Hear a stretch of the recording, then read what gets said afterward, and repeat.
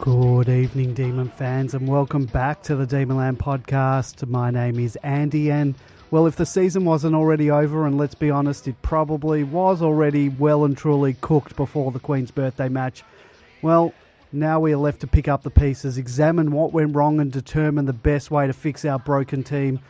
But before we go into the post-mortem, we're going to get straight into the main event tonight.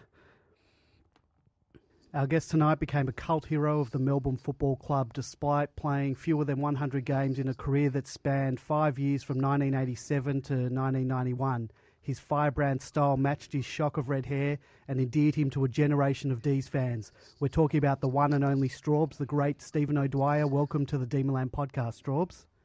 Thanks, Andrew. Pleasure to be here. Strawbs, Mason Cox gets a lot of love these days, having come over from America, but you did something similar more than 30 years ago because you spent a number of your formative years in the US due to your father's work. Is that right? Yeah, that's correct. I went over there as a young teenager. Dad was working for the embassy in DC, so was over there for about 4 years. And whilst over there, I was playing gridiron and baseball and basketball, and because I just loved sport as a kid, and came to Melbourne, started playing footy around 16, 17, because that's what they played in Melbourne was AFL and cricket, so took that up. In addition to those sports, Strawbs, it's true that you're also a bit of a gun at rugby, we believe, having spent some of your childhood in New South Wales, obviously. In New South Wales, yeah, played union as a kid, so that was kind of my formative years, and then went into the gridiron and then into AFL. Strawbs, if we can take you back to your very first game, it was round 4, 1987. You gave St Kilda's Alan Sidebottom an absolute bath. You also managed to get yourself suspended for striking for the first time. It kind of set the scene for the rest of your career, didn't it? Always in good form, but never far from the umpire's notebook. It was probably a bit unfortunate getting suspended in your first game because you do get a bit of a reputation with the umpires. So yeah, I'd played one game and been suspended for 2 when I came back, and didn't really start off on the right foot. I got suspended again on the first game back and got another 2 weeks. That was definitely meant that I had to be very, very careful. I never got suspended as a junior or reported even, but once back in those days you had to stand up for yourself, otherwise you just got crucified. Strawbs, your most famous and probably most costly suspension came in that preliminary final against Carlton in 1988. Tell us a bit about that incident, and did you realise at the time that it was going to cost you a spot should we make it the following week? Well, I can remember the incident. It was Steve Garui was going for the ball, and I came in to tackle him off the ball, and he kind of put his foot out and went low, and I got him a little bit high with like my bicep, I guess. So then, about 3 or 4 Carlton players jumped on top of me and gave me a bit of a hiding. And I came up and the umpire was there and he took my number, and at that stage I knew that I'd be in serious strife because every time I took my number I didn't really get much of a hearing. So yeah, at that stage I was a bit worried, but thought that it might be okay. A lot of people have done less than that before a grand final and not got suspended. So, but unfortunately, we went to the tribunal the night before the Brownlow, or night of the Brownlow, and got suspended for 2 weeks. Went to the Brownlow with the teammates, and they were all on the orange juice, and so I decided that I might have a couple of years to drown the sorrows. How hard was it sitting on the sidelines that day watching as we got thumped, knowing you couldn't do anything about it? Oh, it was horrendous. I can remember watching the game, and just every time the ball bounced, it bounced into the arms of the Hawthorn players, and it seemed like nothing could go right for us that day. and then going out on the ground afterwards when, as you said, being thumped and record margin at that stage. I felt for all of them, and also felt for them because felt that I'd let them down a little bit. Strawbs, you ranked 8th in most reports and 9th in terms of most games missed. Was there a bit of white line fever about the way you played that game, and had you always had that in you in the sport that you played? Always been competitive. So if that's what you call white line fever, then I'd say, definitely. You get on the field and you want to win. Also, what I said before, in that it was pretty tough in those days, and you come in as a 18-year-old kid, and you're playing against the likes of, Mark Lee was my first night game that I played, and they'd kick out the ball from a point, and he'd stomp on your foot and give you an elbow in the head, and then run off and take a mark. So it really was a totally different game back in those days, and one of also having to stand up for your smaller players as well, because you didn't want to see them getting knocked around either. It was part of the Northey ethos, wasn't it, that sort of care among the playing group for one another? Well, that playing group was a very good playing group, in that they were all out and to look after each other across the board. So it was part of the reason why we had such a successful team at that stage, was because everyone had each other's backs. You played alongside the great Jimmy Stynes to form the competition's most fearsome ruck combo. How do you think that dynamic worked between you two, because you both relished playing the number one role? Well, Jimmy and I had a very fierce competitive streak, both of us, and we started playing 19s together. I won the BNF and Jimmy came runner-up in the under-19s, and from then on it was very much a competition for who was going to get the number one spot. Training was always full of one-on-one sessions where you're trying to prove yourself. But once we were playing, it was absolutely sometimes you got put in positions that, I can remember playing centre forward up in Queensland one time. Never played centre forward in my life, but that was where Northey had decided that, I'd be best suited for the day, and you just do what's best for the team. Tell us a bit about Jimmy the person. Were the two of you close, and did you keep in contact after the footy had ended? Jimmy's obviously a very well-respected, and, he's done a lot for not only the footy club, but also the Reach Foundation. Yep. Very, very well-respected, and, an honourable person. In regard to keeping up, we didn't really keep up from a day-to-day basis, but I can remember taking my daughter down to the St Kilda Sea Bars and just sitting by the edge of the pool while his kids and my daughter were swimming in the pool and talking about life after footy and what's really important, and really your family and your friends and, your loved ones are probably the most important thing in your life. And then the footy club kind of was after that. So he's a true gentleman, and very big loss. Yeah, certainly. Strawbs, there's pretty fierce debate in online chat forums such as ours at demonland.com about playing two ruckmen. In Melbourne's case, Braden Bruce providing some backup for Max Gawn.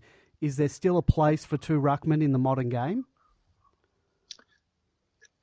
There is a place for two ruckmen. A lot depends on the team that you're playing, and also what kind of strength you've got in your forward line, and whether you're going to rest your ruckman on the bench, what the weather's like, whether it's a wet day, dry day. So there's definitely room for two ruckmen, and it also depends on the style of play of the ruckman. I mean, these days they're more like mobile midfielders than the old day tap out and drop back in a hole type situation. So, I mean, there's a lot of factors that are got to be considered against your opponents, and then also all the other factors that come into it. But I do think that there's room for two ruckmen in a side these days. How do you think you'd go today, Strawbs? Would you still get a kick? That's all, very hard to say. The way that the kids are developed these days and brought up into the game is obviously different to how you would have been developed back in our day. So I guess when your development is done differently, that you're going to play a different style of game as well. So, I mean, it did cover a lot of kilometres over a game back in those days. If you were the only ruckman, you'd be on all day. You didn't come off, and you'd be going from centre forward or the forward line right back into the defence when they're having shot for goal and covering all the boundaries. So I don't think fitness would have been an issue, but the style of game is such that it's so intense and that you don't have room to hide anywhere. That's for sure these days. But I don't know. You'd give it a crack and you'd give it your best and see how you went. I noticed that you went to Darwin with a few ex-Demon players to watch the boys the other week. How often do you guys catch up, and is there still a strong bond between all of you? You achieved some incredible things together. Yeah. How often do we catch up? Probably catch up, the past players have probably 3 or 4 functions a year at the MCG. We also have an annual event, one that's kind of an informal event, and then you've got the formal catch-up before the grand final. Other players, you have certain players that you see more often, but just through social events and catching up with each other. Darwin was one of those things that I like to try and get to, because not only the past players but the supporters that go along to that are a fantastic bunch of people, and it's good to do that kind of thing. Sorry, what was the rest of the question? It was just how often you catch up, which you've answered, and the bond between you guys. It was great to see sort of Grinter and Hopgood and Stephen Powell and yourself and a few others there. Yeah. It's good to see still being involved with the club.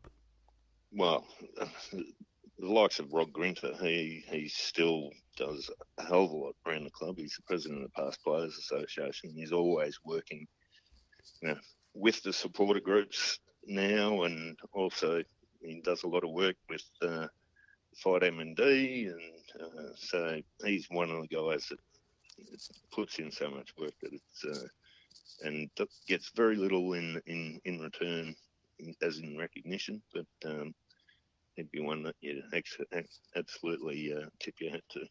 Yeah, well, we're actually in a couple of weeks being interviewing him on this podcast, so looking forward to that. Very good. The question about suspensions. Yes, we've already got it. That all came up in Darwin after a few years on a Friday night. Yes, so. you ranked 9th in most suspended games for the D's, and he's number 1. Yes, by a long way. I knew that for a fact. Strawbs, 2 final questions for you. You mentioned your children before. Can we expect any O'Dwyer offspring to be either on the men's or the women's list anytime soon? Well, I've got a daughter. She's 13. She just said to me, and I might take up footy next year. She's been attending the father-son-daughter clinics that Melbourne's running at the moment.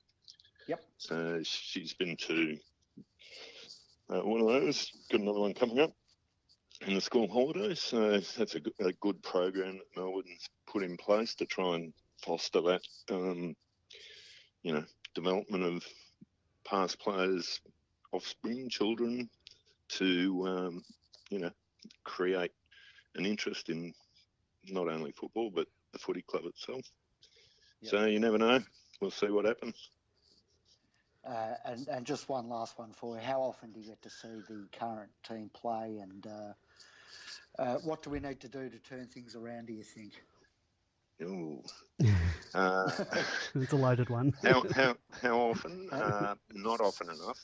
Because my daughter plays sport on Saturday and rep sport on Sunday, it's sometimes very difficult to cover all those bases and get to the footy.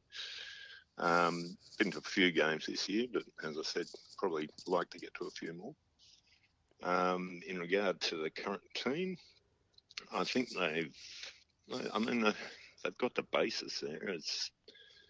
They're competitive enough at the ball. The delivery has been absolutely horrendous over the first half of the year. And I think if they can work on that, there's periods of time where they might play half a quarter where they can actually put it together and deliver the ball to each other, and then it all seems to fly out the window. Yep. I think that's probably their main thing that they need to get back in line. It seems like, rather than having one or two out of form at once, we seem to have half the team out of form at the same time. And we've got some injury problems, but you can't put it down to that. So hopefully we get some more people back in the team. I think also having injuries early in the season doesn't lead to a great preparation for the whole team. So that might have had something to do with it. Hopefully they can string together some decent movement into the forward line, well, really across the whole ground, and start stringing it together like that and get back to where they were at the end of last year. Hopefully 2020 will be a very different story. Yes, we hope so too. Strawbs, we just want to thank you for your time tonight. We really appreciate it, and it was really nice taking a trip down memory lane with you, so thank you very much. Absolute pleasure. Thanks for having me. Well, that was Steve Strawbs O'Dwyer. Thanks again to Steve for giving us his time, and grapevining wasn't that was nice to hear from someone who we grew up watching week in, week out. Yeah, look, as you said in the intro, a bit of a cult hero, Strawbs. I didn't realise that he'd played so few games, under 100. I guess he's such an enigma. He cast a big presence over the club. And also now joining us as well, able to string, unlike Tim Smith, he's able to string 2 podcasts together in a row. Super Mikado, good evening. How are you? Gentlemen, and just like Tim Smith, I was a mature recruit and maybe delisted at the end of this year. You might Thank be. you for having me. Well, boys, where do we start with this match? Look, obviously the stats don't tell the story. The scoreboard does, but once again, we had more disposals. We smashed a team in contested possessions by nearly 30, had 17 more clearances, 2 more inside 50s, 1 less scoring shot, and still managed to lose by 40-odd points. Yeah, it's hard to believe. We were within striking distance early in the last, really. It was 2.5 goals, I think, at one stage. So, having said that, at no stage during the game did I feel like we were going to really win it, even though it was there for the taking. Collingwood kicked inaccurately early in the game in the first quarter. The score could have been much greater at quarter time. Having said that, they then, I think, kicked 9 straight for the rest of the game. So the curse of opposition teams kicking very accurately against us continues. Yeah, we talked about that last week. The our scoring accuracy is a joke. I think we had our scoring efficiency was 32% to 65. The accuracy, nine after half time, it was 9 straight to 4 goals 10. After quarter time, it was 12-3 to 6-13. Look, I thought early on their inaccuracy, they could have been a lot further up, as has happened a few times to us this year. But this accuracy in front of goals, it certainly has not helped us. Super Mikado, thoughts? Yeah, you said we were in striking distance in the last quarter, and you're quite right. But unfortunately, the way we're attacking this year, 2.5 goals may as well have been 25 goals, because there was no chance in hell we were going to run them down. But to be honest, that was such a forgettable loss that I'm not even dwelling on it. Obviously, I'm dwelling on it a bit because we're talking about it tonight. But we didn't get anywhere near close enough to make it a disappointing defeat, and we didn't get anywhere near thrashed as much as we deserved, which would have given us something to come on and tip tables and swear about. It just kind of, from the moment that we botched the first centre clearance, and it went straight to a Collingwood player 10 metres in front of an opponent, and even though he missed, but the moment that happened, we just floated along for the rest of the game. It was almost like they were just happy to run May and Lever through a training drill and keep the margin down as much as possible. There didn't seem to be much interest in throwing the magnets in the air and seeing if we could actually find a way to get back in the game. So, like I said, very forgettable game. Come back in a year and ask somebody what happened in this game, and they will not be able to tell you maybe more than one or two things, like Jeremy Howe getting done for the free or something like that. No one will remember anything else that happened in this game. Can I just go back to something you mentioned then, Super Mikado, which was the very first act of the game.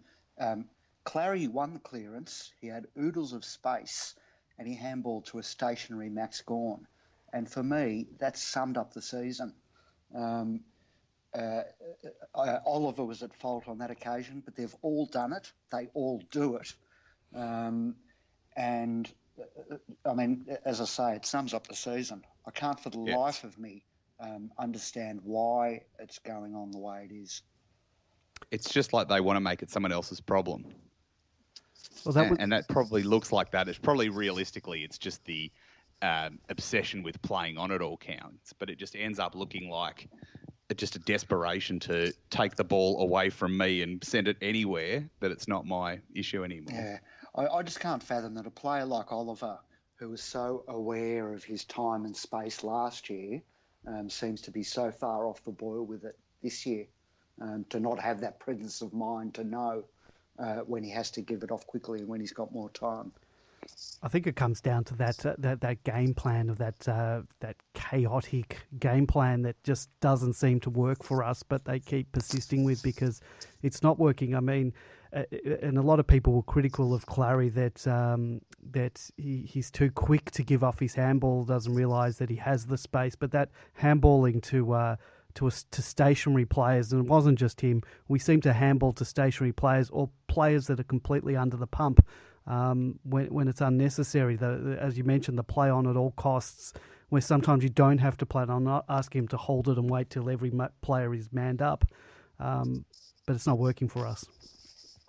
And it's like that they've got some, master plan for next year, and it's like, well, don't reveal it now. Let's just roll through to the rest of the year. The big boss isn't going to get sacked. We'll all just get through to the end of the year and then we'll restart again. It really feels like the last 2 months, 3 months of this season is just going to be maintenance, and putting run into the legs of players. If we had any kids, that would probably be the right time to play them. But realistically, apart from Dunkley, we haven't really got all that many kids in the tank. Well, we're talking about forward being dangerous in forward. At the moment, with the team we currently have, we just don't have anybody that looks dangerous around goals. Tom McDonald is in an absolute funk at the moment. It's got to be an injury. We've been talking about it for weeks and weeks. He can't seem to move at times as in jump. Is it time to stop playing him because he's almost a liability? If he needs surgery, let's do it now. Like, I don't know what it is, but if it is medical stuff, if you're listening, which you're probably not, if it is, get him out of the get him now. Do it now. We don't need him to have a delayed pre-season. The injury issues, which I'm with you, I'm absolutely convinced he's got some kind of injury issues. I think that has just totally demolished his confidence. Yeah. He had those 2 awful shots on goal in the first quarter, so bad that when he took a mark in the last quarter, they started talking about how it was his first shot on goal for the day. And when he missed it, he just looked like he was absolutely just totally stripped of confidence. So, yeah, I agree. Even if he's not injured, it's time to maybe not drop him to the 2s, but just do that old, take a week, get out of here, and go get your head together. And we'll work out what we're going to do when we come back, because I think his confidence is absolutely shattered, and he's not the only one in this team. No, certainly not. But his stats are quite damning from last year to this year. He kicked 53-20. Last year had 34 contested marks. In 12 games this year, he's kicked 8 goals, 10 and 15 contested marks. He's averaged almost 7 marks a game last year and 2.65 goals. This year, 3.5 marks. It's half, with a .666 goal per game. That's appropriate. Yes, definitely. And he kicked 6 in this game last year. When I tuned in before the Strawbs interview and the Paul Roos interview last year was playing, and it was right in the middle of the question we were asking about Tom going forward, and it was just because that was recorded on this day. It was the day after Queen's birthday last year, and it's just remarkable to come 12 months down the line from a day where he's kicked 6 and he's got Paul Roos raving about him as a forward to the point now where, pick any maligned forward that you've ever had at the Melbourne Football Club, and we've had a few, and he's playing as badly as any of them. It's just it's one of the most remarkable drop-offs ever, and I just hope that there is a medical issue that can be fixed and it's not a total confidence demolition job. I'll just quickly mention that if you do want to join us tonight and have a chat with us and put your thoughts on the Queen's birthday game and what we can do going forward, give us a call, 039 016 3666. That's 039 016 3666, or give us a call on Skype, Demonland31. Join us in the chat room, demonland.com/podcast, if you are listening to this live. There's no forward line connectivity from the midfield into the forward line. And I noticed, saw on Twitter, we've achieved another record this year. We've scored a goal from just 16.98% of inside 50 entries so far this year, and it's the lowest figure ever recorded by one team in an AFL season since they started recording inside 50s in 1998. So it's one of those things it's frustrating because look, if we weren't getting the ball and the ball wasn't going into our forward line, that's one thing. But we're getting the ball in there. So it's why it's so frustrating that we have the ability to score big scores, but whether it's accuracy or ball coming straight out, that just makes it even more frustrating and sad, I guess. Yep. There's not much you can say. And I think what we're also lacking, we're lacking players kicking out of the midfield to the forwards, but 2, we're lacking the goals made from keeping the ball inside 50. We are putrid from forward 50 stoppages unless Gawn is involved, and that's Bruce in the Sydney game showed exactly why he should be in the team for that reason, because he created 2 goals and kicked one himself from forward 50 stoppages. And also when the ball just stays down there, where are the fluky goals? Where's the one where the guy sticks his foot out at a loose ball and just rolls it through? It's, we're more likely to have the players trying to handball it around in a circle 3 or 4 times when someone could just snap one over their shoulder. Like the trainers, if the players are listening, and I don't think they are, just have a shot. No one will hold you responsible at this time of the season if you just have a shot over your shoulder from 30 metres out. Don't think you have to handball it to someone else. who's going to walk it in the goals. Just have a bash. Yeah, go ahead, Gravani. Christian Petrarca attempted a 35-centimetre kick to somebody instead of having a shot on goal. You're right. It's gotten to ridiculous levels now. And now, who cares? Remember that the season's dead. Just go for it. Like, and I will personally defend anyone who gets slaughtered for being hungry in the next few weeks, because sure, we don't want it every week. If it becomes a trend, they've got to look at it. But just on the next few weeks, if you're in the pocket, just have a shot. Jesus, it's we slaughtered Garlett for it earlier in the season, whereas now I would bloody give him a knighthood if he'd had a shot from the boundary line 50 metres out. We do have a caller, but before we go to the caller, I'll just say there was also Wiedemann at one stage was sort of got the ball and was on the run, and he should have had a ping at goal, but he attempted a short pass, he missed it. I think a player like him should take his chances and have a shot at goal. But another thing I noticed is that we don't have a single player that has any penetration in their snaps for goal. 20, 30 metres out, they're not even the amount of players one of them snaps from 20 or 30 out and doesn't even make the distance is staggering. Yeah, and there's never another player in the square. No, it always goes into that if they did fail to make the distance, that we at least get a contest out of it. We'll take our caller now. Good evening, caller. You're on the air. Who are we talking to? It's D. Zephyr, gentlemen. How are you? Oh, good day, D. Zephyr. How are you going? Yeah, not too bad tonight. Keep up the good work, guys. Thank you. Have you recovered from the Champions League defeat? Great whining. I don't want to think about it too much. But fair enough. The game, let's on the back about foot, the 19 seconds in. Yeah. Like being a Melbourne fan. Let's talk about the Melbourne defeat then, shall we? Yeah, basically wanted to talk what you fellas just touched on. Instinct. What's happened to that? It's sitting front row goals, like at the front row, you can sort of see, when players spread and what's running through their mind. Are our players second-guessing themselves the way they're being coached? You mentioned Petrarca's 35-centimetre pass, Garlett not having a set shot. Tom McDonald led from the goal square into the pocket, and Garlett passes it to him. Why aren't they backing themselves? It's really frustrating, and I don't know what the problem is. Confidence is part of it.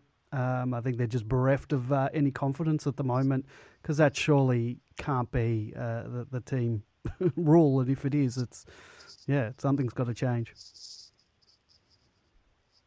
Also, in the first quarter, Collingwood were really, really switched on.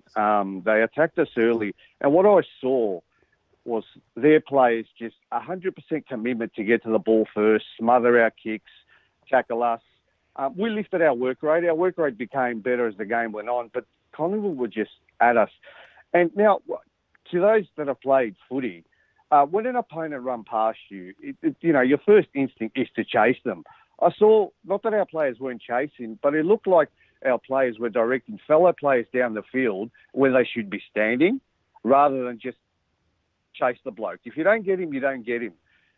Are they worried about mistakes they're going to make for games and are just willing to, put the responsibility on someone else, like you touched on?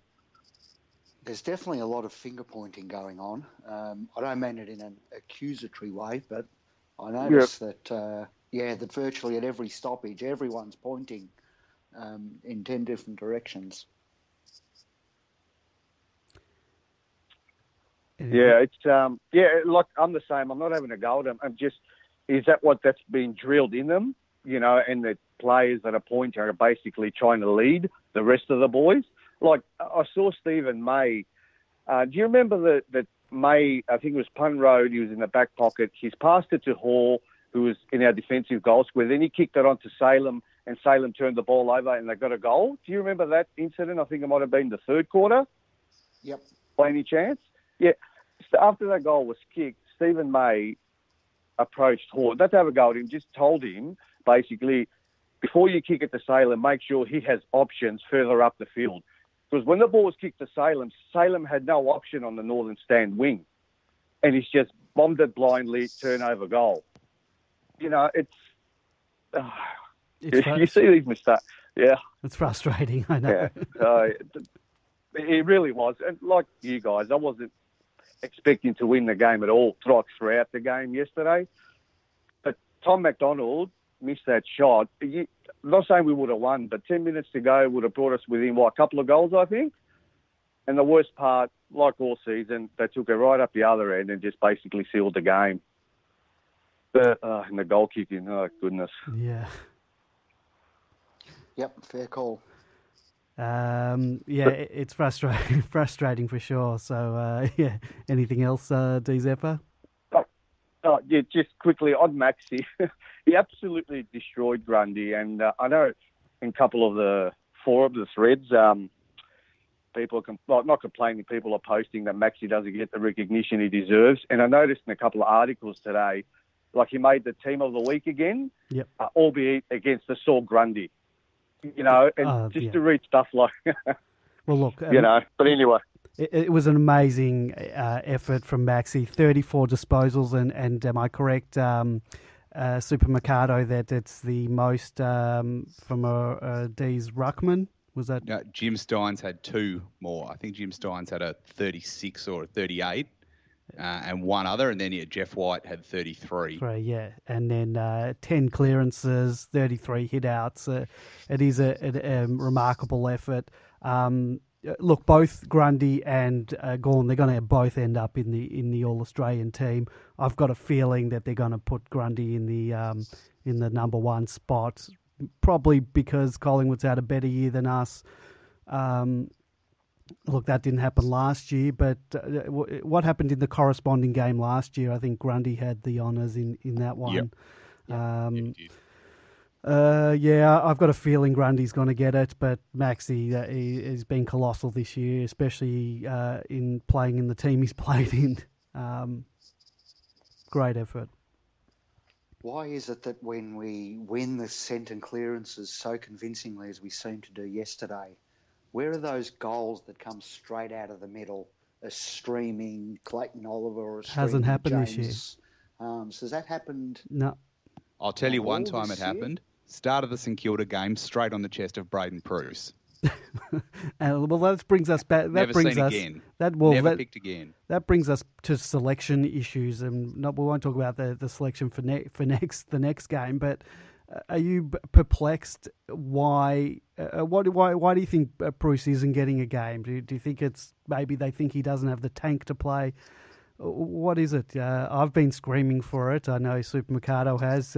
Grapevining, I don't think you have been as vocal for it. And I don't think he's going to be the difference, like having him in the team. But I think George on the outer summed it up really well, that whenever Max went off, we had to take, and particularly because Tim Smith wasn't there, we had to take one of the forwards out of the forward line into the ruck, and then at even one stage, Wiedemann went into the ruck, and Tom McDonald was off the ground at the time with Max.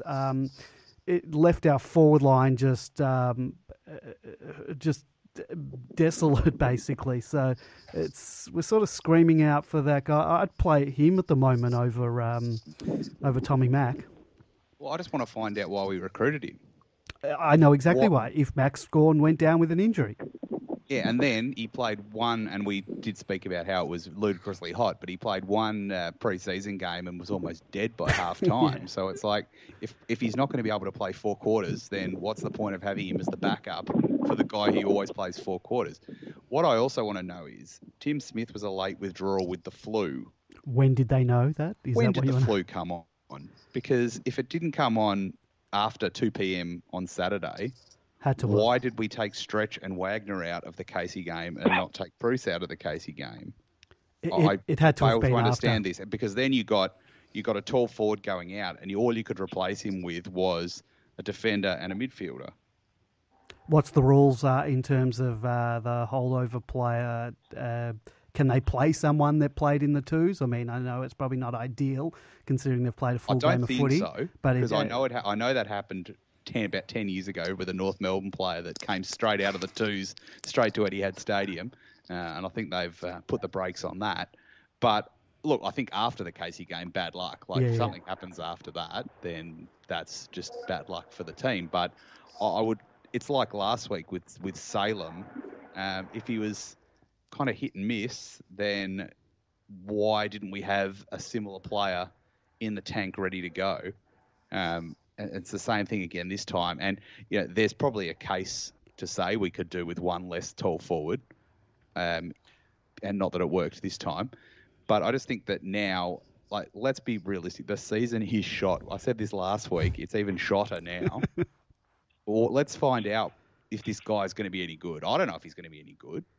It could be, miss excitement, and he could come in and do absolutely nothing. But let's find out why we recruited him. I bet you he's not on a 1-year contract.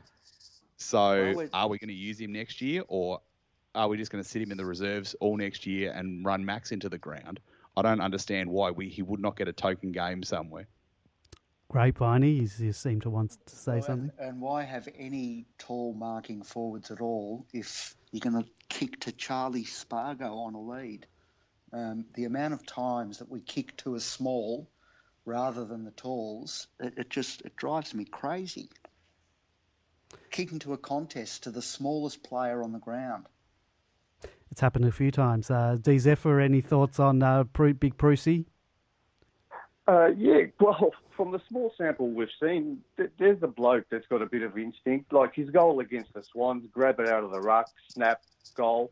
And then I believe the week later, didn't he kick a 55-metre bomb on the run against the Saints in the first quarter? Yeah. One of his 2 for the day. If there's a guy backing himself, or we've got others, like the kick into Spargo.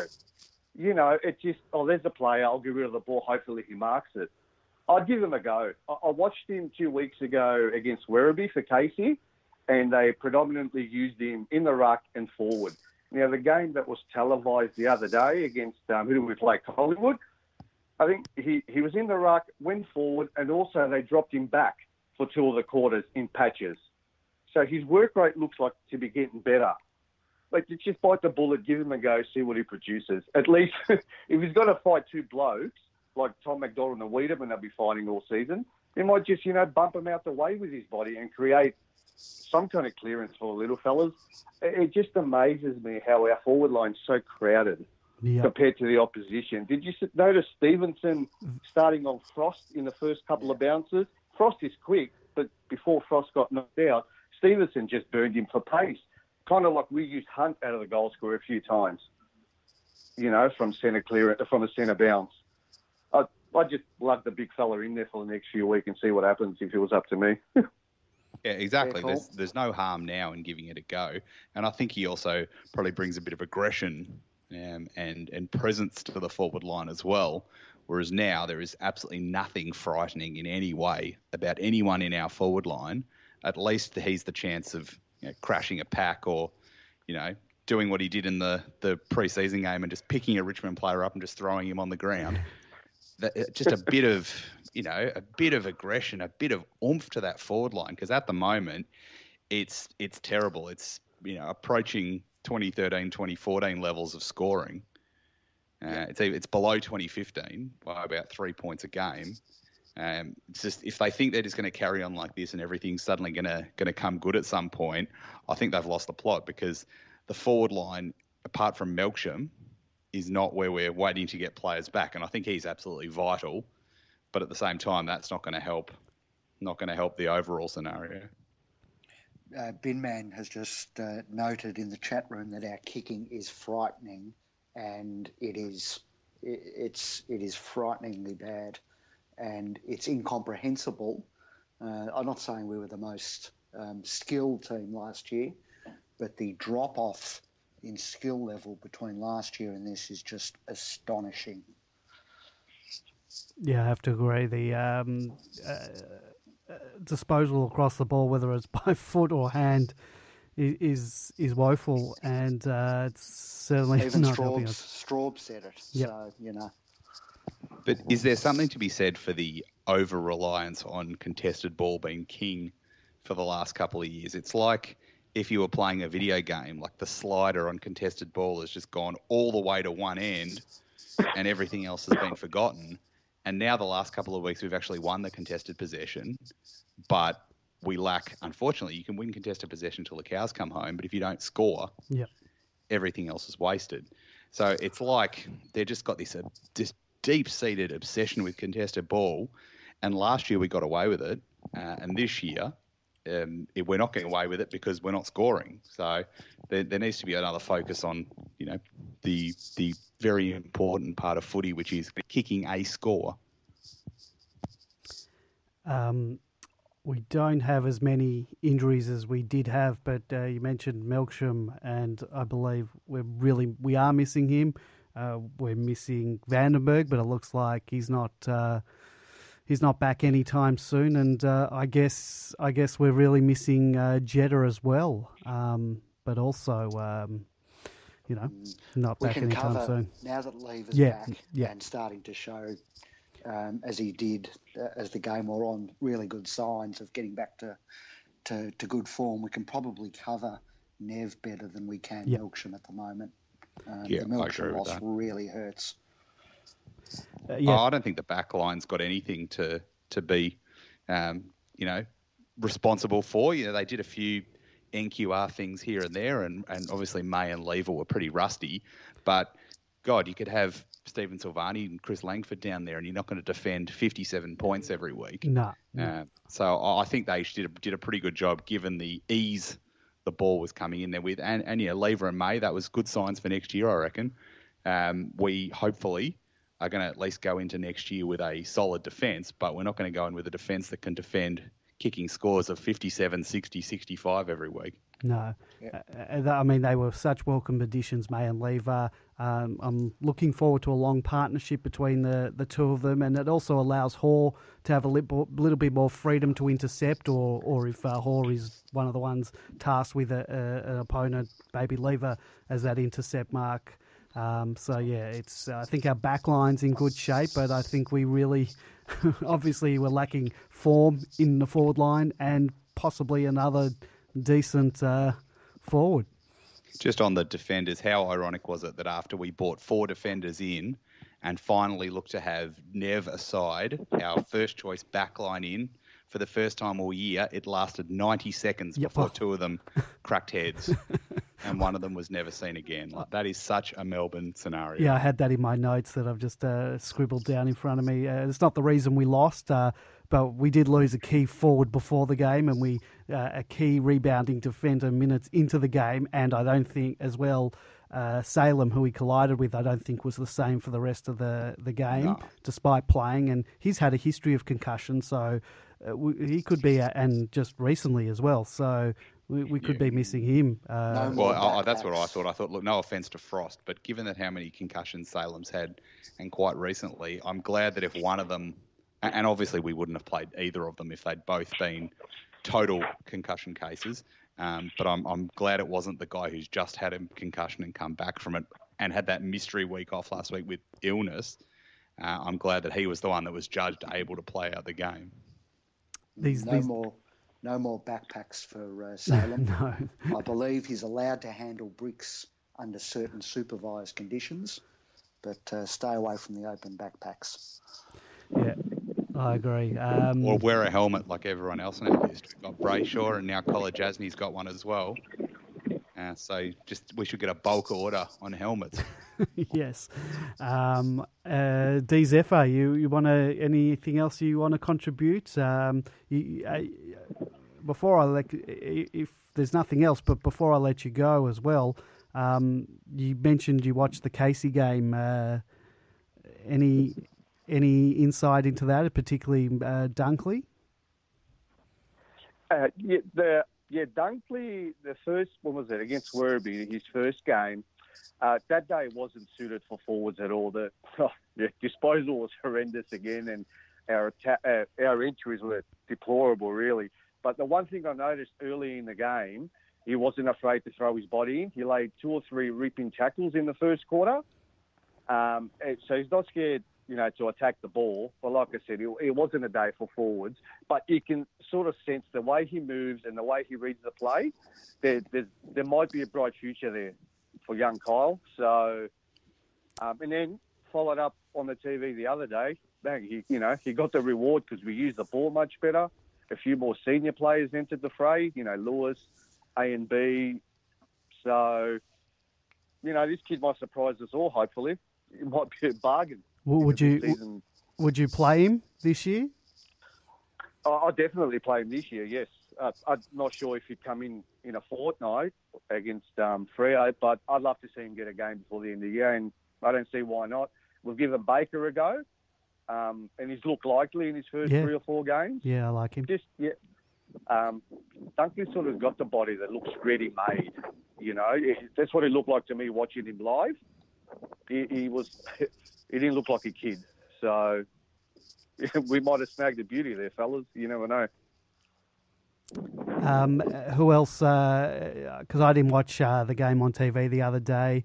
Any of the other guys that have played some senior footy that you'd get back within the next fortnight? Well, Truce, I would.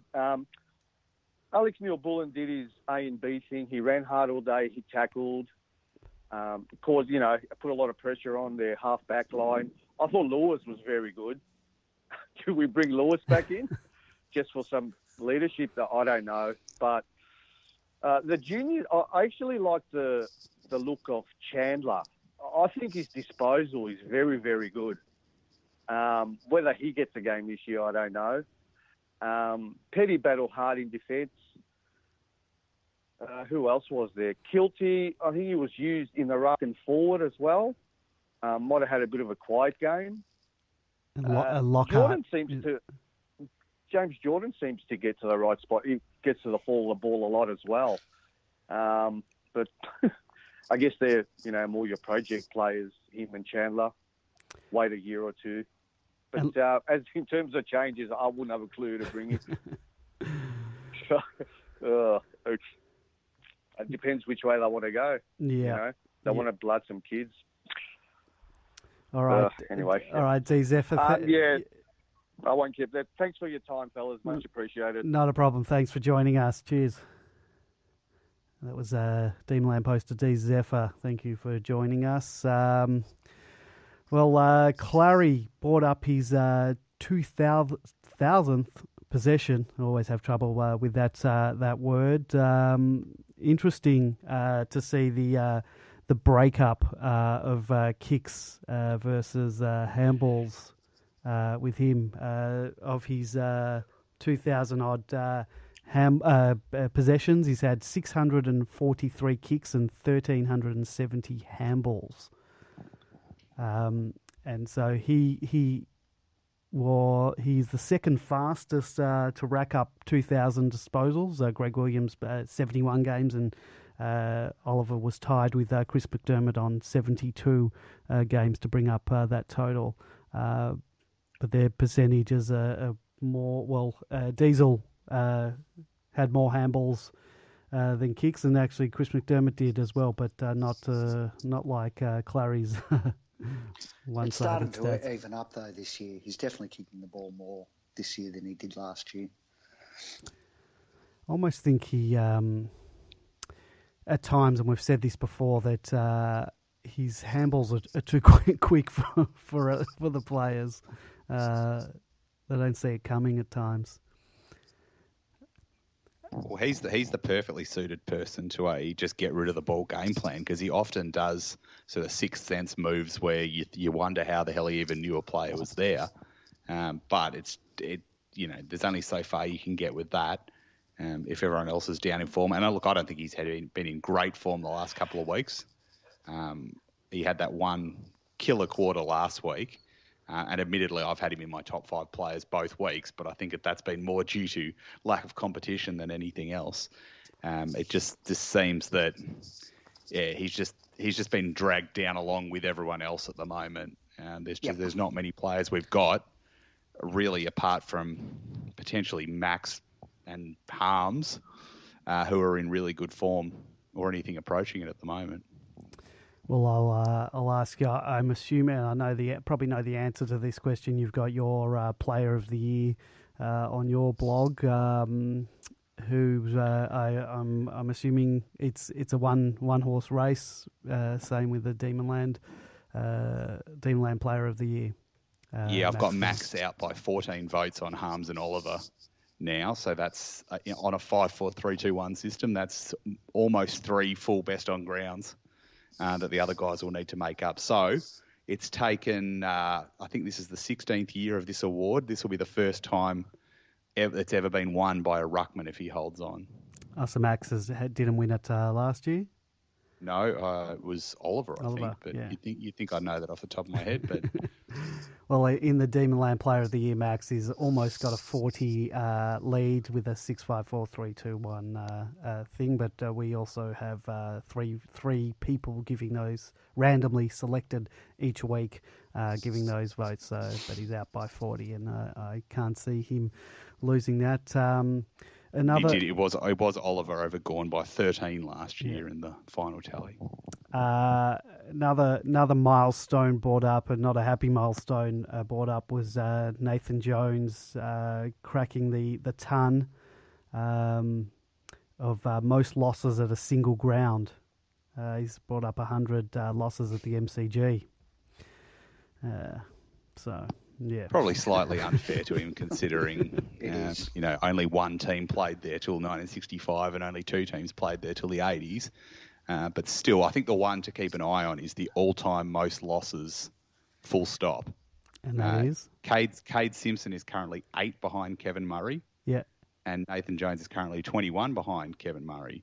And you wouldn't think Cade Simpson, given that he's played about 100 games more than Nathan Jones, you wouldn't think he's going to go on past this year. No, and probably so I wouldn't like to think we can lose 21 games in total by the end of next year, but he's a chance. So if that happens, we should all rush on the ground and carry him off. Well, that brings us to the next point. This thread has appeared again. The what to do with Nathan Jones. It seems there's people calling for perhaps to call time. There's a separate thread calling for a new captain. Well, that is also. Are they all mixed together? No. Well, there's the what to do with Nathan Jones. There's a lot of people who sort of think the game's past him. That's read again. There's a couple of threads that are reeled again. But we can talk about the captains.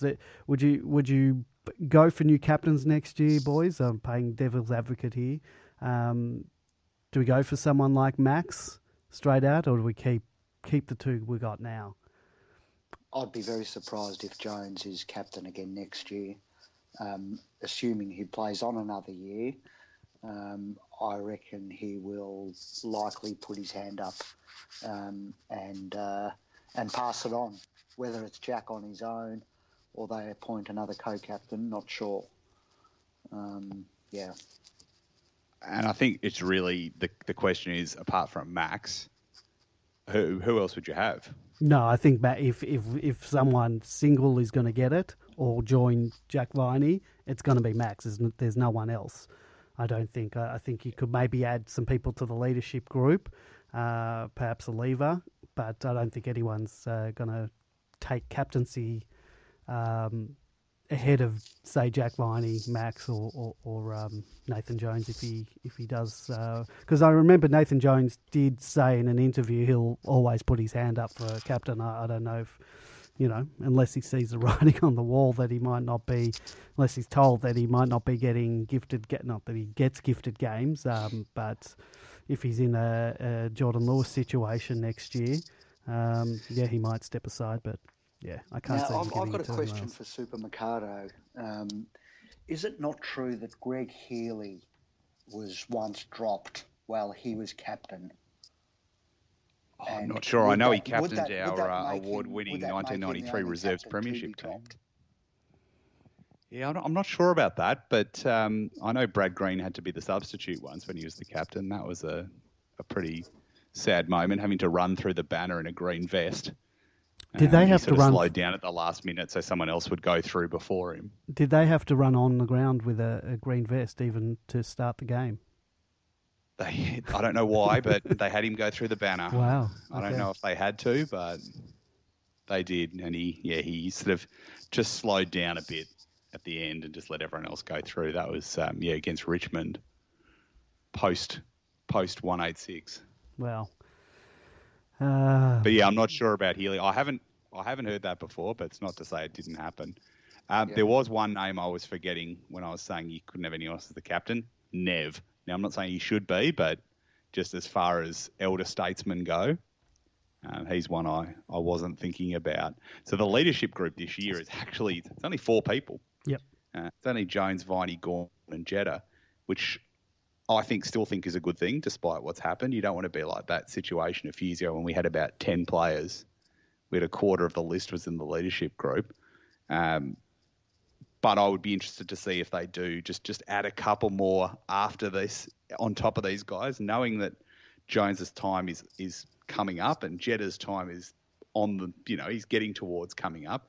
Do you get your guys like Harms and Lever and people like that? Do you start to grooming them to be the next generation of captains?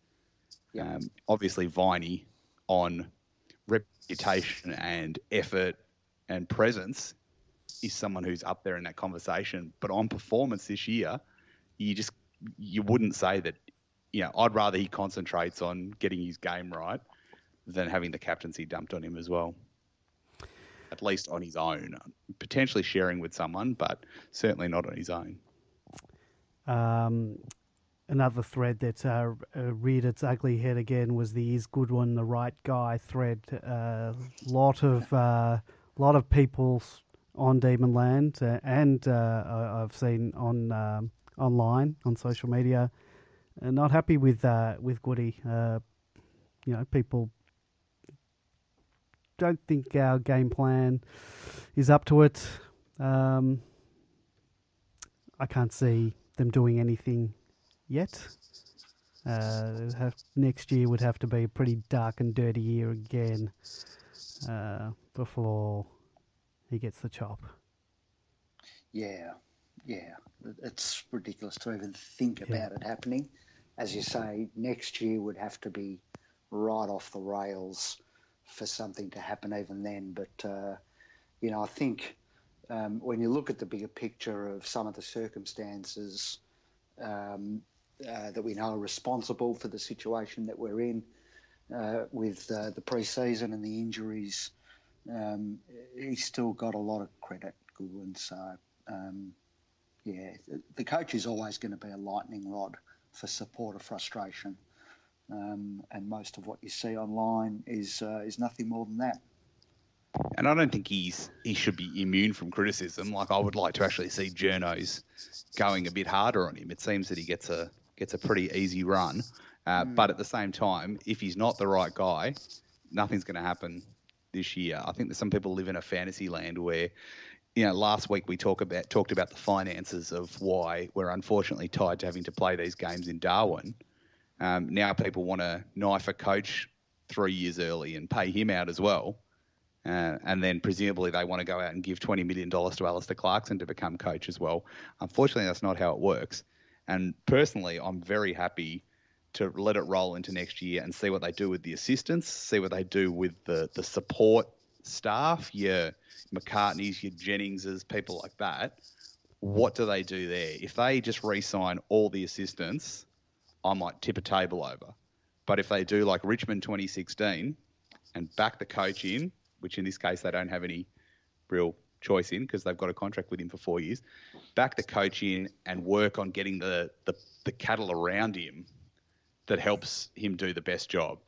He's got he's inherited some of the ruse people, and it's not to say they might be doing a great job, but let him go in and just blow the joint up and just put who he wants in there, and then let's judge him. For now, he's having a crap season. I think he's getting a very easy run from the media, perhaps not supporters, but they're not going to sack him. And there is absolutely nothing to be gained from trying to sack him at this point of the season. So just treat the next 10 weeks like an extended pre-season for next year and let's get into this properly 1 year to the day. If we've been thumped on Queen's birthday next year and we're 3-9, let's get on here and really go for it. But for now, there's no use getting excited about it. Yeah, there was... I think if he was at the end of his contract, if this was the last year of his contract or even second last year, might be a different story. But yeah, I agree. I still think even if he was in the last year of the contract, I'd still give him a contract to next year and next year. Hopefully with fit players, hopefully with an off the ground team that's changed and moulded more to what he wants. Now, I just look at Richmond. It's not to say we'll do the same as Richmond, but they could have sacked Hardwick. But they backed him in and they fixed the core around him. They harnessed their best players to do much better things with what they did off field, and they got the results from that instead of doing the traditional Richmond thing, which would have been to nuke the coach, go back to square one, nuke the coach again in 5 years, and never win a premiership. So I'm more than happy to back him in, but it doesn't mean I'm not going to complain about what he does at the same time. I think there's definite questions over the game plan. There's questions over the motivation of the players, but nothing we do from the outside perspective causing chaos and trying to sign up EGMs and stuff like that to bloody sack the board and everything. That's not helpful. So let's just wait until next year, keep your powder dry, and then go bananas from next year. And just remember how close Richmond came to exactly that kind of boil over not long before the premiership. They had that rogue group that wanted to take over the board. I can't remember the name now, but they were led by that Focus bloke on who Richmond. Unfortunately looked a lot like a key figure from the Second World War. And look, it didn't eventuate, but it shows,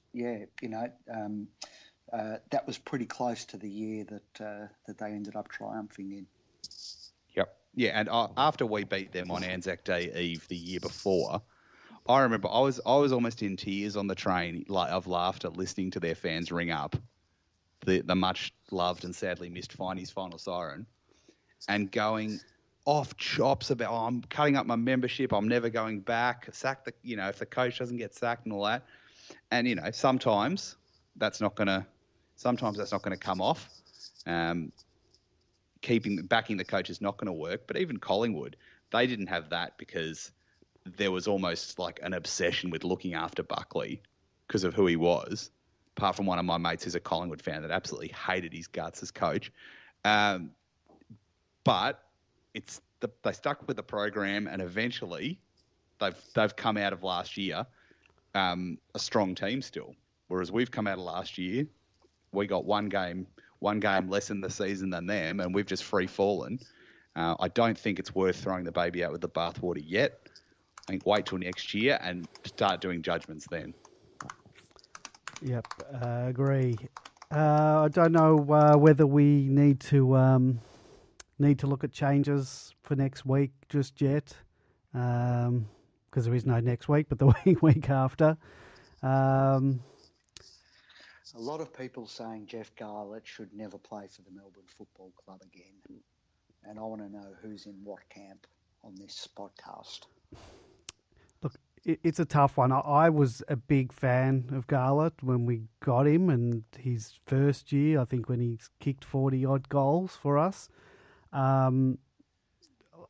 Last year, obviously, was a big disappointment for him.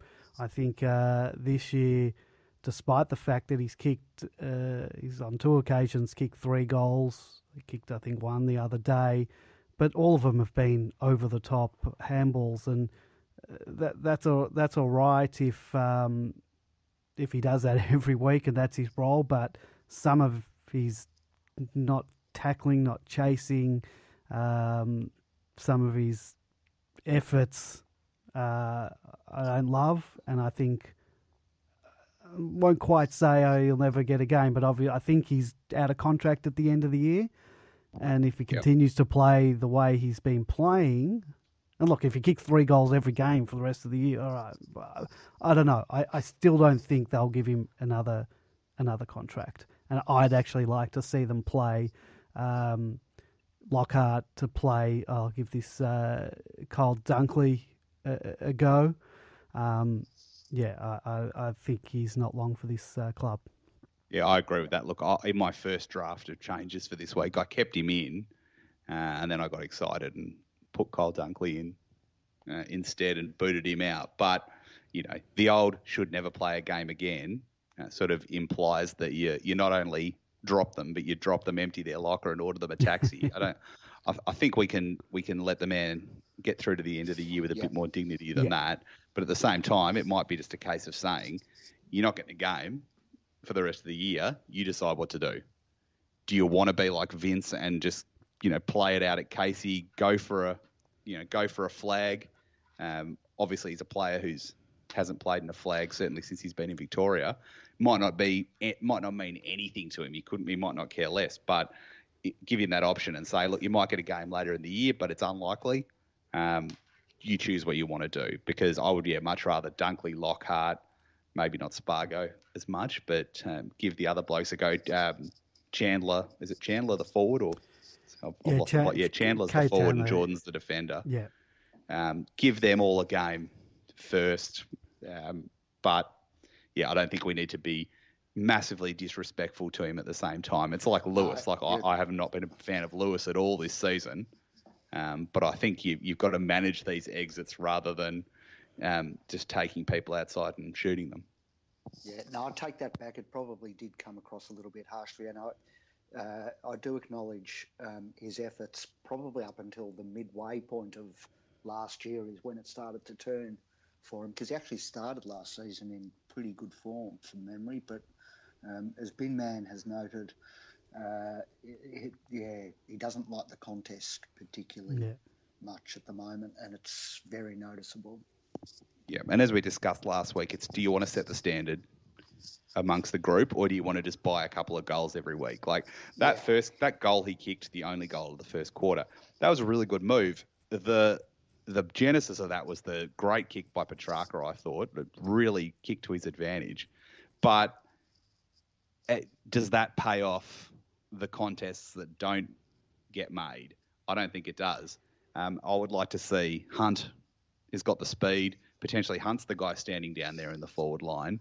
The question is whether he's got the nous to turn his opponent and run off towards goal. I'd like to think he has. And again, I'm willing to try that. For the end of the year. I just don't. I think everything we do now should focus on round 1, 2020.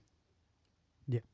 Look, I think if Garlett did kick 3 goals a game, then I'm happy to keep him in. But as soon as the goals dry up, there's not much else. No.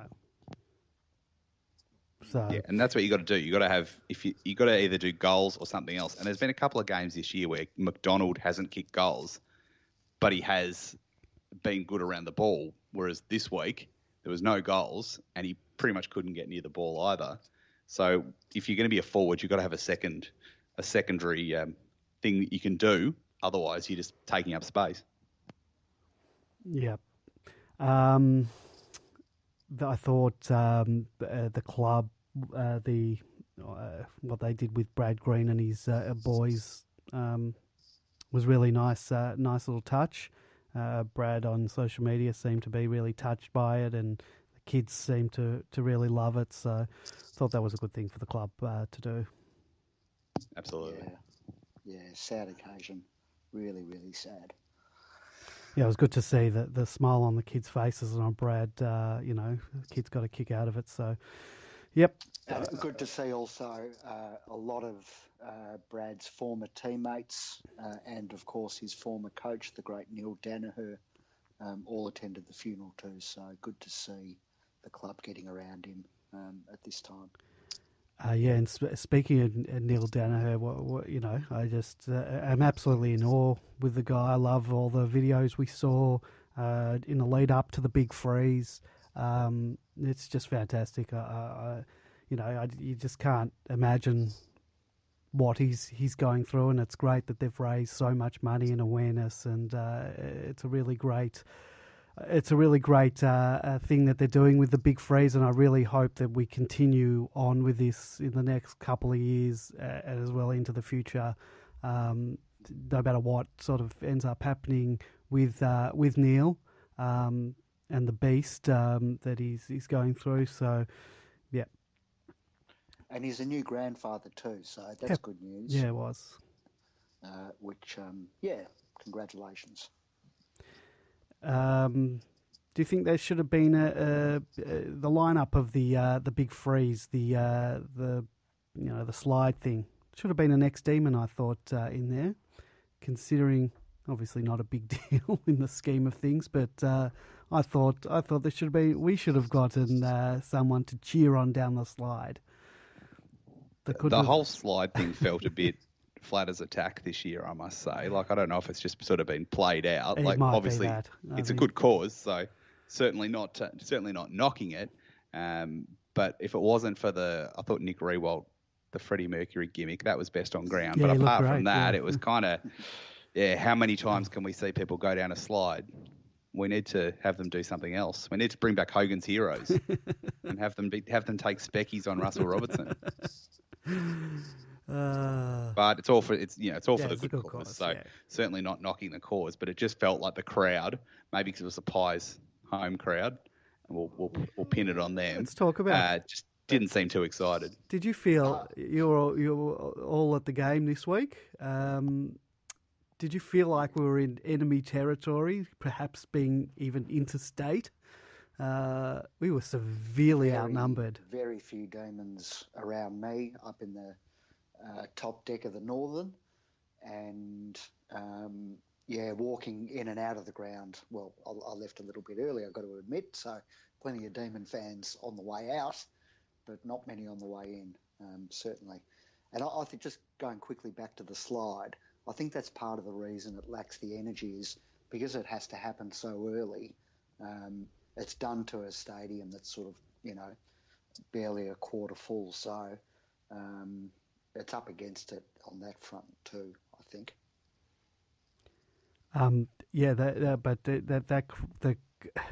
I bought a reserved seat, and I wanted to get good seats, and I put in my Melbourne membership, and it said single tickets available in pretty good seats. So I purchased it. I was in M15, so I'm on the opposite side of the ground, lower level, so opposite side and down from where I normally sit. But I just assumed I would have Melbourne supporters around me. I was put in an area, despite the fact that I used my Melbourne membership barcode to buy the ticket, in reserved seats. I was given the spare seat that hasn't been sold to a reserve seat Collingwood supporter. So I was sitting effectively Grapevine, sort of like where we sit, where it's all Melbourne supporters who have their set seats in their Collingwood section. So everyone sort of knew each other around me, and I was getting dirty looks. And that's pretty poor. I left after quarter time. I went upstairs to the top level of the southern stand because I didn't feel safe. You're not the bloke that lagged that Collingwood fan out for excessive cheering. No, but I felt very uncomfortable because I felt that there was a guy behind me, and some of his cheering seemed to be directed right at the back of my head, despite the fact that I was very well behaved and hadn't said boo, basically. Obviously, I didn't have much to cheer about in the first quarter anyway.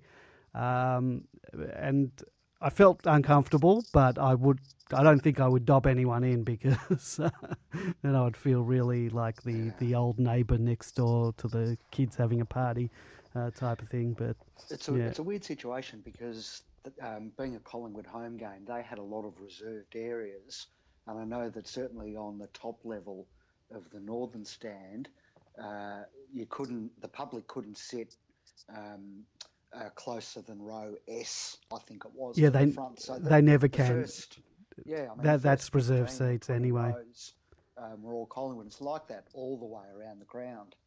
There's not a lot of room left for anyone else, unfortunately. But it really it was the same when we played the away games against them a few years back. From where I sit in row MM, you don't get much relief from opposition fans at the Collingwood home games. Yeah, it really felt like we were deep in enemy territory at our own home ground. But I guess it's their home ground too, so Yep.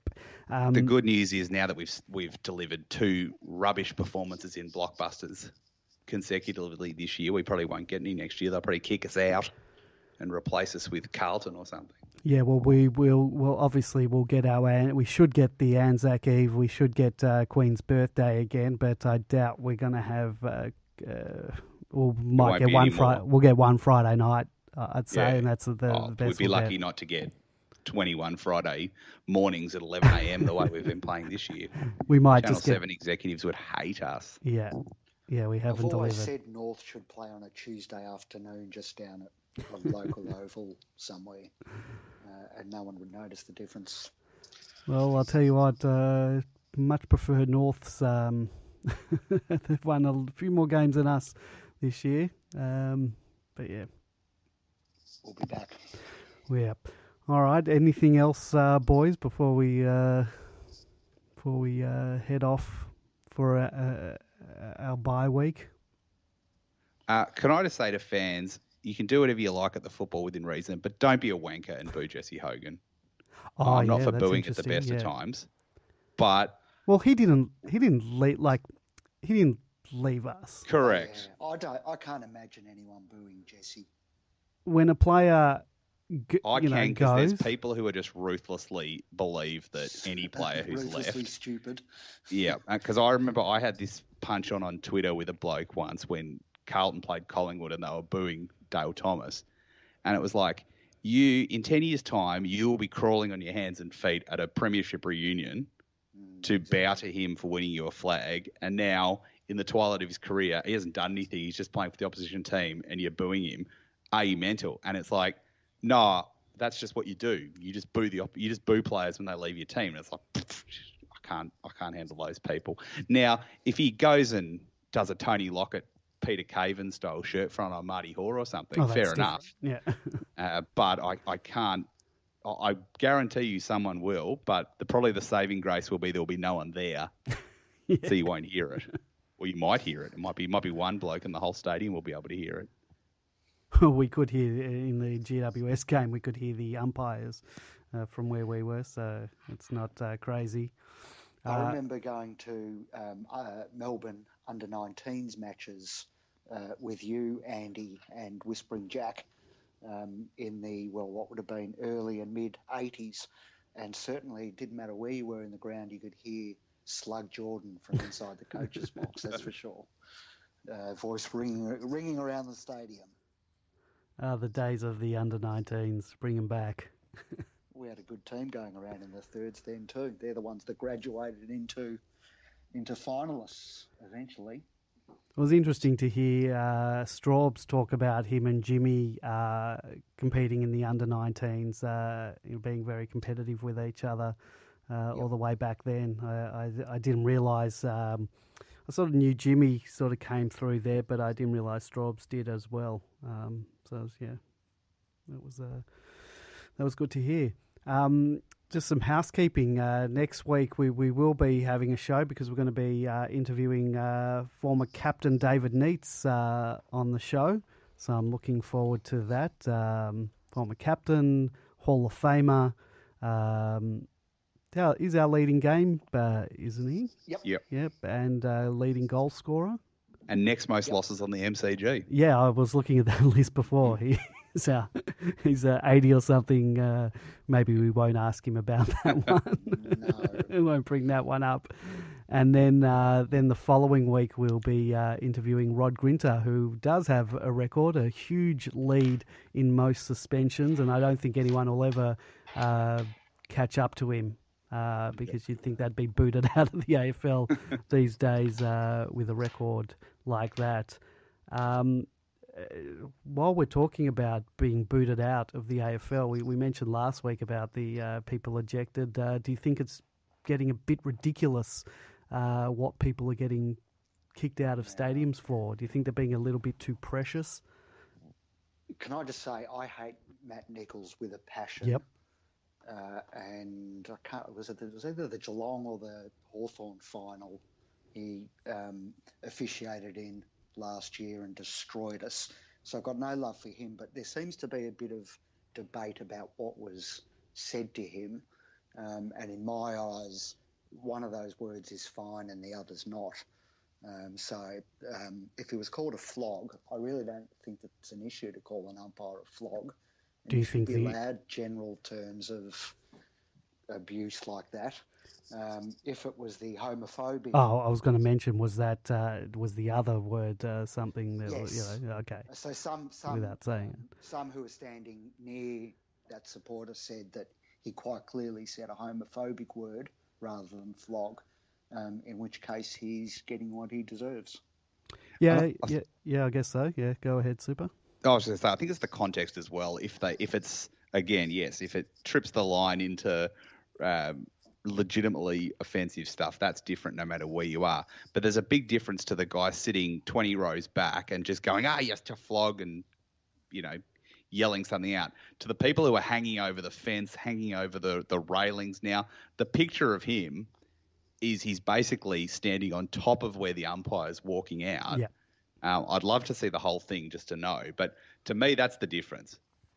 If you're screaming over the fence into someone's face, there's a big difference to that. Like if he'd said one thing in his seat versus another thing, hanging over the fence, red face, screaming at the umpire with spittle coming out of his mouth, that's a lot different to me. So I think it is going to get a bit over the top, although at the same time you have to wonder how much of these people are pouring it on the security guards and not accepting their own behaviours as a consequence. But I think where we need to take a stand is the people who are just like violently offensive and aggressive at games. And where Channel 7 has something to answer for this is every single time there's a contentious decision and they cut to someone in the crowd doing their block, often kids sticking the finger up and people screaming abuse at the umpires. Why do we show that? And that never gets mentioned. Like, why do I care that some bogan in the crowd doesn't like a decision? That's not what I'm watching the footy for. I think they need to take a step back and not just instantly cut. And it happens watch a Friday night game. The director of that game must have like a particular nuffy cam on the cheer squad because it just goes bang. The decision gets made or the goal gets kicked out, just cuts straight to someone in the crowd, probably who they've been tracking on the camera, and absolutely going off. And that's why I quite like watching games on computer because I can press print screen and get quality images out of it. But why normalise that kind of behaviour? I think that there's always going to be an element of frustration and even aggression, but very low-level aggression at the footy. Why normalise it on television? But let it happen, police it on the day, but don't celebrate it like these people are the great legends of footy because they're the ones who, jump up red-faced in their scarf that they bought from the $2 shop and scream abuse at the umpires. We don't need to see that. Yeah. There's the bigger picture here, and that's umpiring elsewhere, not in the professional game, and the need to encourage people to become umpires for junior football, community football and country football. And for that exact reason, Super Mercado's point is spot on in stamping out that kind of behaviour. Yeah, it's always going to happen. Like most things that are unpleasant, it's always going to happen, but we don't need to draw attention to it. And especially we don't need to draw attention to it as if it's just a normal part of the broadcast. Like you never see the commentators say, gee, that guy's gone a bit over the top. They might want to calm him down. It's just never talked about. You just show the guy in the crowd going crazy or the woman going crazy, and then they just go back to the game without even mentioning it. It's like part of the entertainment. And then all of a sudden we all get high and mighty about people being thrown out of the ground. You'd hate someone from Channel 7 to join in because they should be directed to their own coverage to see what they're promoting. Yeah, that's not a mistake. They've obviously, as you mentioned, been tracking a certain person because they cut to it. Or they've just got one camera on the cheer squad, just so they can go straight to it, or the director can cut straight to it the moment something happens. And it just like Fox doesn't seem to do it. You get the occasional one on Fox. Like you're always going to get the occasional crowd shot, especially if someone's right on the fence.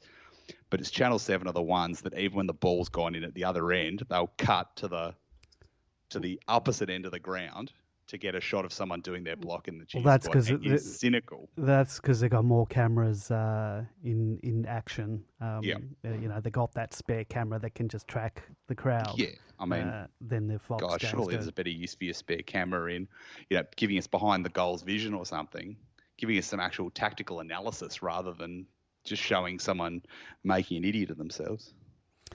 Yep, I tend to agree with that. Super Mikado, you want to plug any of your stuff before we go?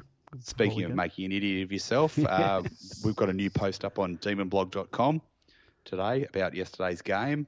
That's a lengthy post. It touches on next year as well. And you can also visit demonwiki.org for all your historical needs. If you want to read about the 1993 Reserves Premiership, you can do it on there. And you can follow me on Twitter at demonblog.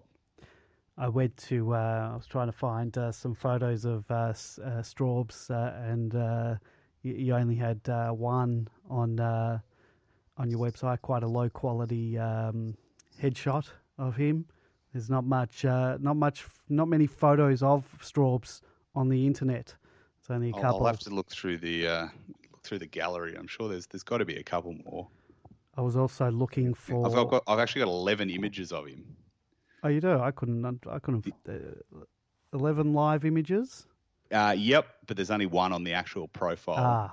Okay. But if you want low quality images, by Christ, I've got low quality images for you. Some of the lowest quality, print screen jobs from old editions of The Age on microfilm that you'll ever see, and I think 3 of them are him coming out of the tribunal. Very nice. Well, I'll put the link in the chat room. I noticed you've been doing a deep dive into the 70s on Twitter, and anyone who doesn't follow Super Mikado, it's at Demon Blog on Twitter. It's worth a follow. There was something. A coach you've been wanting more information about. You want to talk about that? So 1976, we almost made the finals under Bob Skilton. 1977, we went right through the floor. He got the sack, or he left, decided to resign, and they replaced him with Dennis Jones, who was a ex-premiership player. Came straight off the committee for 1978, and that was it. He only managed one season, so he was almost the 1970s Mark Neild, and he did some bloody bizarre things. At one point, he made the team go back into the rooms after they'd lost to Footscray, and I think it was their 8th loss by 10 goals within about 15 weeks, and he made them sing the song after they lost. We don't know the reason. Was there anything in that article? It just kind of suggested that they wanted to keep the player spirits up, which really seems bizarre to me. Yeah. But also that's the season where in round 2 we won 167 to 157, and then in round 6 we lost by, make sure you're sitting down, 141 to 204. How these scores are just. I mean, the AFL would. We haven't Channel scored 7, 141 points all year. Correct. How do you score 141 points in a game and lose by 10 goals? Channel 7 would love that. Isn't this what they want? 52 goals, 33 between the teams, 345 points. Wow. Talk about and there's just a catalogue of just bizarre things that Dennis Jones was involved with, and then he got the boot at the end of the year. And there was, on the thread I put up on Demonland, there was some very uncomplimentary talk about him from people who were around at the time. But it was a strange one because he hadn't really had all that much success as a coach. Like 15 years before he got Paran to a VFA Division 2 grand final, and about 5 years before he got West Perth to a Waffle grand final, then finished right down the ladder and got sacked the year before, then came back to Melbourne, joined the committee, and then all of a sudden got made the coach. And it was kind of like, I'd be interested to know the process of what got him that job, because I've done a lot of deep dives into the papers of that era, and you never get the talk about who else they wanted as coach. Every other time a coach got the sack from Norm Smith onwards, there's speculation about who the coach is going to be. And an interesting thing I actually found out is that we actually had a pop at a 26-year-old Lee Matthews to come in as the captain coach to replace Jones. So it'd be interesting to know what would have happened if that had occurred. Stephen Smith probably wouldn't have had a broken jaw, that's for sure. But that would have been quite the get. Lee Matthews in his prime, but that didn't work, and they settled on Carl Dittrich instead, who was about 7 years older. But yeah, if anyone's got anything on 1978 or anything just Demon Wiki could use in general, that'd be great if you could get in contact via Twitter or email or Demonland personal message, and we can add it to the site. Because I just SMS Whispering Jack. I thought he'd be a treasure trove of information about him. I just said any info on Dennis Jones, and all he wrote back was he was a dud coach, no idea. Yep, so that's what came up quite a lot, and then he just dropped out of footy. He was never seen in footy again. But yeah, I'd just love to know how they. I mean, he sat on the committee, but I'm sure he took himself out of the discussions about appointing the coach. But the funny thing was, Bob Skilton was always talked about as one of the lowest paid coaches in the league, and they never had any money for recruits. They couldn't get anyone. And then 2 years later, there's an article about Jones. He's like, Jones is one of the highest paid coaches in the league. And you're like, what's going on here? Like, did he just swizz the committee into giving him this job at big money? Like, I'd just love to know more. So somewhere there's probably a treasure trove in the MCC archives or something of meeting notes or something like that. But whatever the process was, it certainly didn't work because we won the wooden spoon. We won 4 games and the spoon. Is he still alive? I don't think he is. No, I think he might have passed. I was going to try and get him on the podcast. Yeah, he passed away in 1999, actually. We're a few years late. Yeah, so certainly be interested in hearing from anyone from around that time. I'm working on a project that involves the 70s, so I probably will be hitting a few people up for interviews for that in the next few months. Well, sounds exciting. There's no more niche topic than the Melbourne Football Club in the non-finals years. I was just having a look at the link you provided of the Steve O'Dwyer gallery, and you weren't kidding when you said low quality images, because those pictures just straight of him, print screen from newspapers.com. Those pictures of him coming out of the tribunal look like they might have been snapped in the 1880s. Well, boys, thank you for joining us once again on this podcast. I wish we could all be meeting under better circumstances. I mean, how good was the spring of 2018? That was a good time, and wish we. Well, this was about where it came to an end. So you just consider the 6 weeks, you had before this week a year ago, and the 6 weeks you've had this year. Yep. It's been a terrible year. All right. Well, we'll be back. We'll be back next week with an interview with David Neitz, and we might do a little bit of chat about obviously the changes going into the next week, and I don't know if there's any point in doing a wrap up of the year so far because there's nothing really to talk about. So. Anyway, we'll be back next week with that interview, and go Demons.